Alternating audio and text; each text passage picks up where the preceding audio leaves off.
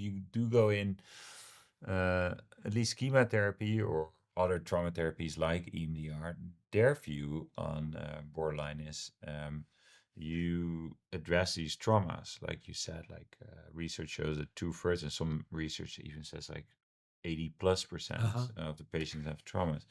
And their view is if you process these traumas by EMDR or imagery rescripting in schema therapy, you address the, I guess, what you would call a victim, or what you would call in schema therapy a vulnerable child mode, the side of you that had been emotional neglected or actually had traumas like physical abuse or sexual abuse. Their view on it is like if you process that, then the need for this secondary anger is much less. And the calling it secondary, I hear myself saying it, is already putting it as an alien self, like Yeah. you said, but is much less. So it will dissolve somewhere, or and that's another step. They would say like if you ask people like, where did you learn to be so angry? And then people would say, oh, when I was young, then my father didn't pick me up from school. So, and then you would classify that as a broad trauma, and then all these traumas that made you feel so angry. If you process that, that will resolve, Mm-hmm. and so there won't be any unhealthy anger. What do you say to that? Well, I think it becomes almost a philosophical question, and I've heard people argue that when you help the person work through their trauma, which is a vague term we could think about more, then they realize that they, in their own state, once they're,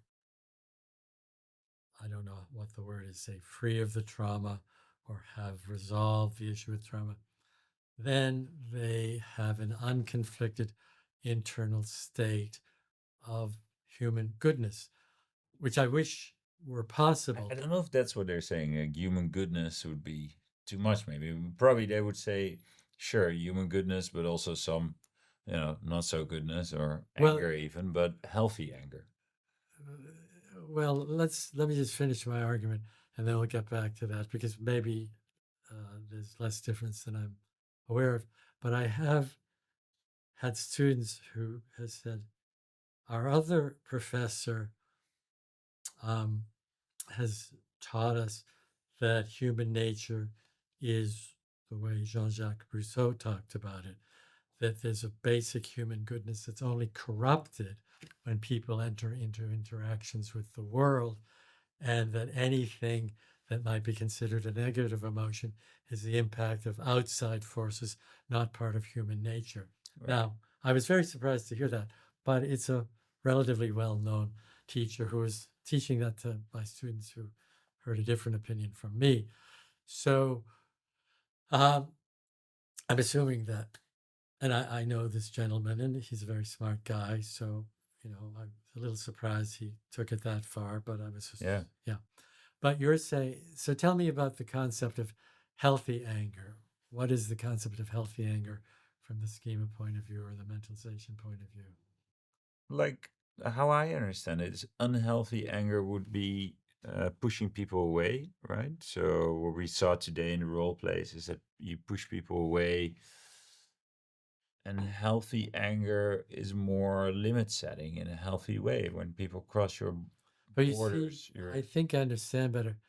And it But wouldn't necessarily be pushing people away, but it would still be in context. all right, but you see, in that formulation, the other person is the cause of my anger. The other person is responsible for my anger. Right. If I were not intruded upon, I wouldn't be angry. Right. So I don't subscribe to that because I think, as I've said a few minutes ago,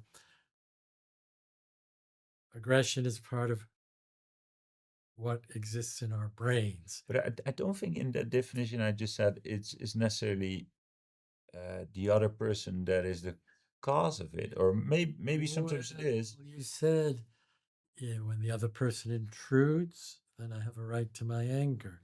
If the other person weren't crossing a boundary, I'd be angry free. Yeah, That I see your seems point. So, and you're saying that you could also have anger that comes from within you, unprovoked. unprovoked. Yeah. Yeah. And I think that's a big part of the problem we have in the world today, because the denial of that part of human nature leads everyone to blaming somebody else for what they're feeling So that's negative.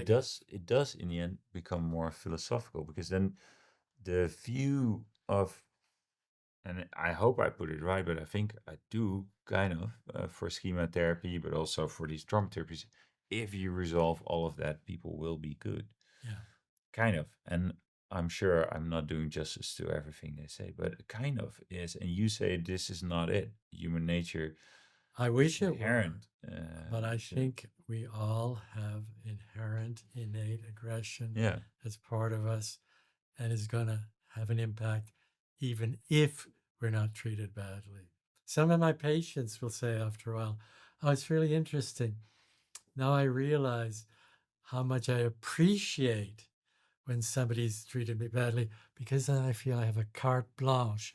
I have a totally valid reason for being full of rage." That's interesting.